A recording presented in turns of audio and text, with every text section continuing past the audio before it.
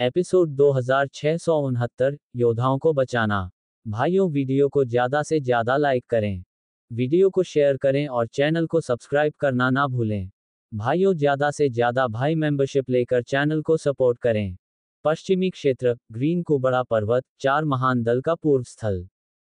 पहाड़ की चोटी पर आश्चर्यजनक गति से इमारतों की परतों का पुनर्निर्माण किया जा रहा था। पूरा ग्रीन कुबड़ा माउंटेन थोड़े ही समय में बिल्कुल नया दिखने लगा। कहीं चट्टान पर सफेद वस्त्र पहने 2 आकृतियां एक साथ खड़ी थीं। ये 2 लोग वास्तव में इरफान और श्याम, पिता और पुत्र थे।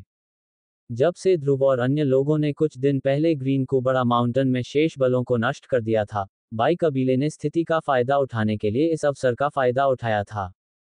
हालांकि ग्रीन कुबड़ा माउंटेन केवल 4 महान दल का पूर्व स्थल था, लेकिन इसके भीतर के खजाने अभी भी बाहरी लोगों के लिए अकल्पनीय थे। बाई कबीले की जनशक्ति के साथ उन्होंने 4 महान दल के सभी शेष संसाधनों को प्राप्त कर लिया था। उनके लिए यह बहुत बड़ी रकम मानी जाती थी। बेशक, उनके लिए सबसे मूल्यवान चीज अभी भी ग्रीन कुबड़ा माउंटेन थी। अब सागर पहले ही अपने लोगों को ला चुके थे और बंजर भूमि भूलभुलैया घाटी में विलय कर चुके थे।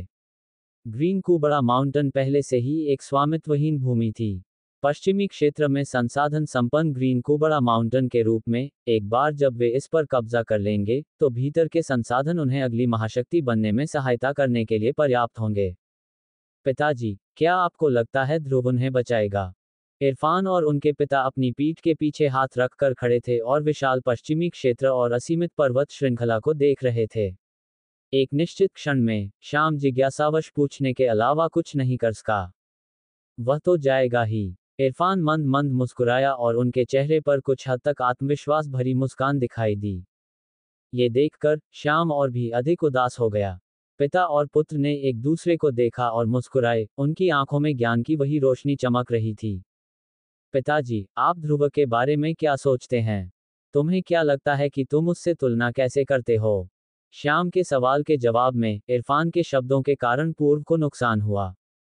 ये देखकर इरफान गहरी आहें भरने से खुद को नहीं रोक सका और उसने धीमी आवाज में कहा, मैं केवल इतना कह सकता हूं कि यह व्यक्ति दुश्मन नहीं है। उसी समय पश्चिमी जंगल क्षेत्र में फ्लैट माउंटेन के पश्चिम की ओर ध्रुव ने आश्चर्य से अपने सामने मध्यम आयु वर्ग के व्यक्ति को देखा। किसने सोचा होगा कि यह आदमी भी सागर का कैदी बन जाएगा?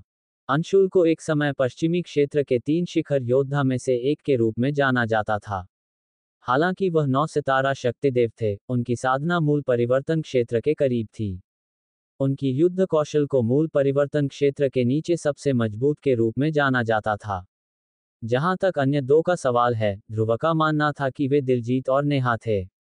हालांकि ध्रुव को उम्मीद नहीं थी कि उसकी वर्तमान साधना के साथ भी उसे सागर द्वारा नियंत्रित किया जाएगा। इससे सचमुच आश्चर्य हुआ, ये देखकर कि उसके सामने काले कपड़े पहने युवक ने वास्तव में उसका नाम पुकारा था। अंशुल निराश अभिव्यक्ति प्रकट करने से खुद को नहीं रोक सका। ध्रुव द्वारा अपने नाम की घोषणा करने के बाद उपस्थित लोगों के चेहरों पर तुरंत सदमा दिखाई दिया, जो मूल रूप से उससे सावधान थे। ऐसा कहा जा सकता है कि ध्रुव का नाम पश्चिमी क्षेत्र में हर कोई जानता है। यह विशेष रूप से उस बड़ी लड़ाई के मामले में था जो कुछ दिनों बाद आने वाली थी। इसने अनगिनत लोगों का ध्यान आकर्षित किया था। हालांकि वे घोंसले में थे, फिर भी उन्हें इस बात का पता बाहर 6 लोगों के मुंह से चल गया था। इससे कोई यह बता सकता है कि ध्रुव की वर्तमान में पश्चिमी क्षेत्र में किस प्रकार की बड़ी प्रतिष्ठा है। बेशक, ये सब सागर और बाकी लोगों का काम था। उनका लक्ष्य पश्चिमी क्षेत्र के सभी लोगों को कुछ दिनों बाद बड़ी लड़ाई में शौर्य कबीले की हार देखने देना था। एक बार जब शौर्य कबीला हार गया, तो पश्चिमी क्षेत्र के अन्य दल स्वाभाविक रूप से अपने दिलों की गहराई से टूट जाएंगे। किन उजाड़ भूलभुलैया घाटी में पश्चिमी क्षेत्र को नियंत्रित करना आसान काम होगा। इस लड़ाई में बंजर भूमि भूलभुलैया घाटी केवल पश्चिमी पर्वत श्रृंखला के बाद नहीं थी। वे संपूर्ण पश्चिमी क्षेत्र को चाहते थे। मिस्टर ध्रुव, आपके और किन उजाड़ भूलभुलैया घाटी के बीच बड़ी लड़ाई आने वाले हैं। अगर सागर को पता चले कि आप यहाँ अकेले आए हैं तो क्या आप खतरे में नहीं पड़ेंगे? अंशुल, जो ठीक हो गया था, ने जल्दी से ध्रुव को याद दिलाया। उसी समय जब उन्होंने सागर का नाम सुना तो उनके पीछे के लोगों के चेहरों पर अनायास ही उग्र भाव प्रकट हो गए। यदि यह सागर के कारण नहीं होता, तो उनमें से इतने सारे लोगों को इस जगह पर कैद नहीं किया गया होता। एक प्रतिष्ठित संभ्रांत शक्तिदेव को वास्तव में एक कैदी की तरह कैद किया जा रहा था। ये सचमुच बहुत बड़ा अपमान था। सब लोग, आराम करो। मैं यहाँ तुम सभी को बचाने और इस जगह को छोड़ने के लिए आया हूँ। ये सुनकर ध्रुव केवल मुस्कुराया। उसका चेहरा उदासीन था। हालांकि उपस्थित सभी लोग इस पर केवल बेबसी से मुस्कुरा सकते थे। वे इस जगह से भागना कैसे नहीं चाहते। दुर्भाग्य से, भले ही वे बच सकें, फिर भी वह सागर के बुरे चंगुल से भागने में असमर्थ होंगे। सूखी पत्ती घास को निगलने के बाद उनका जीवन पहले से ही सागर के हाथों में था। यदि वह चाहता कि वे जीवित रहें, तो वे जीवित रहेंगे। यदि वह चाहता कि वे मरें, तो वे मर जाएंगे। तथाकथित शक्तिदेव बिल्कुल एक मजाक की तरह था।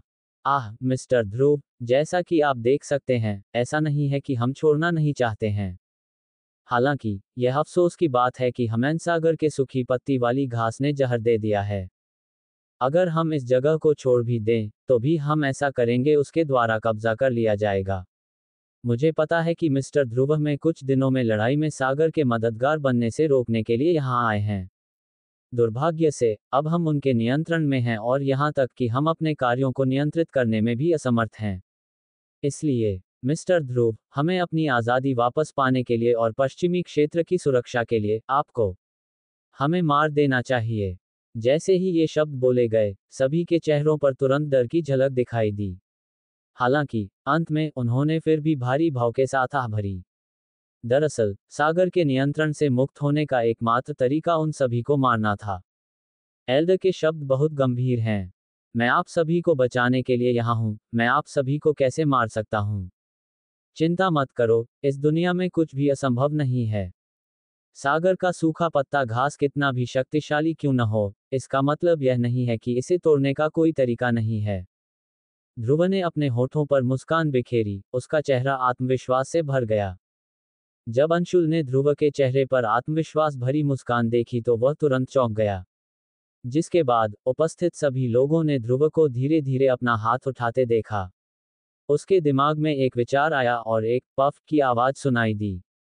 ध्रुव की हथेली में हल्की नीली रोशनी का एक समूह दिखाई दिया। ये है एक दिव्य रोशनी। जैसे ही यह रोशनी प्रकट हुई, उपस्थित सभी लोग आश्चर्य से चिल्लाए बिना नहीं रह सके। यहाँ तक कि अंशुल का चेहरा भी हैरान करने वाले भाव प्रकट करने से खुद को नहीं रोक सका। इसके तुरंत बाद, उन्होंने देखा कि ध्रुव का हाथ अचानक बंद हो गया और उसकी हथेली में रोशनी तुरंत फूट गई, जो अंगूठे के आकार की कई रोशनी में विभाजित हो गई जो उपस्थित सभी लोगों के सामने रुक गई। अपने सामने तैरती हुई रोशनी की छोटी सी गेंद को देखकर, उपस्थित लोगों में से किसी ने भी इसे कम आंकने की हिम्मत नहीं की। एक दिव्य रोशनी दुनिया की सबसे शक्तिशाली शक्ति थी। भले ही वह एक छोटी सी गेंद ही क्यों न हो, उसकी शक्ति को निश्चित रूप से कम नहीं आंका जा सकता था। इसके अलावा, उनके शरीर में शक्तियां को पूरी तरह से सील कर दिया गया था और उनमें दिव्य रोशनी का विरोध करने की थोड़ी सी भी ताकत नहीं थी। यदि वे इसके जरा सा भी संपर्क में आए, तो वे तुरंत अपनी जान गंवा देंगे। हर कोई, यदि आप मुझ पर भरोसा करते हैं, तो कृपया अपने सामने रोशनी को निगल लें। एक बार जब दिव्य रोशनी आपके शरीर में प्रवेश करती है, तो यह स्वाभाविक रूप से आपके शरीर में सूखी पत्ती घास को हटा देगी। उस समय, आप सभी पर सागर का नियंत्रण स्वाभाविक रूप से होगा, गायब हो जाएंगे और हर कोई अपनी आज़ादी पुनः प्राप्त कर लेगा। एक बार ये शब्द बोले जाने के बाद, हालांकि उपस्थित कई लोग प्रभावित हुए, लेकिन उन्होंने इसे निगलने के लिए अपना मुंह खोलने की हिम्मत नहीं की। आखिरकार, उनके सामने तैरती हुई चीज एक दिव्य रोशनी थी। यदि वे जरा भी असावधान होते, तो केवल मृत्यु ही उनका इंतजार करती।